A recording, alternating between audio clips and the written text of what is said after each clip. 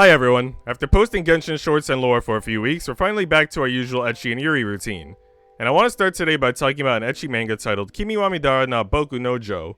If you have no idea what I just said and need the spelling, please go back and turn on closed captions, it'll be a lifesaver.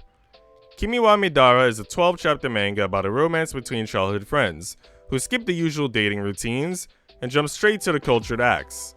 Akira Saito and Subaru Kawana used to play together when they were little, but Subaru ends up attending a prestigious school, since she is from a rich family, and becomes out of reach. As a result, Akira studies like a madman to get into the same school as her, but she treats him coldly when he finally enrolls. So, he prays to the Obverse God, as the translation I read calls it, in the hopes that their dorm rooms will be connected. Now, you might be wondering, what the F is an Obverse God? Luckily for you, I've been to college for at least 2 days, so I think I have the extra brain cells needed to solve this mystery. Obverse must be a combination of the words observe and perverse, meaning this god has a kink for watching other people get it on, a kink that is widely seen among all cultured anime and cultured manga enthusiasts who like to watch the deed be done. So he's basically our kinda guy.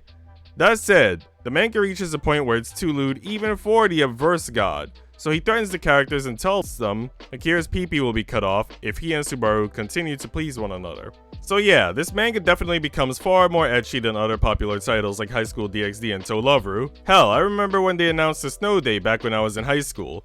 A friend of mine referred to the snow day as a masturbation parade. And that's exactly what this manga is in a nutshell. That said, if you're looking for ecchi, you will be extremely pleased with this manga. On the other hand, I think I need to share a different perspective for our more critical readers, since I do think some people may have complaints about this manga. There are 1 or 2 chapters that don't feel like they provide anything new, and the dialogue gets very repetitive, with Subaru constantly thinking about or talking about wanting to do a little sucky-sucky. And surely there are some funny bits of dialogue in between to break up this monotony, like when Subaru calls her older fiancé a lolicon and tells him to act like a proper director and let his middle-aged secretary suck him off under his desk. However, I do think the manga could have benefited from showing Akira and Subaru go on normal wholesome dates, like to an amusement park or an arcade or something, so we can see what their dialogue and personalities might be like when they're enjoying those types of settings. I mean, if you think about it, even cultured manga sometimes depict those wholesome dating scenes for a few pages.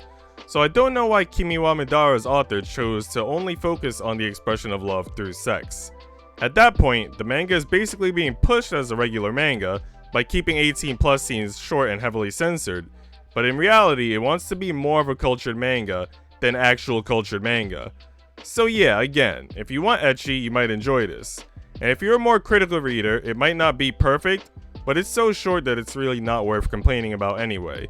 Just give it a shot and see where it takes you. Before we move on to our Yuri, I want to point out that, like most of the channels on YouTube, this channel gets far more viewers than subscribers.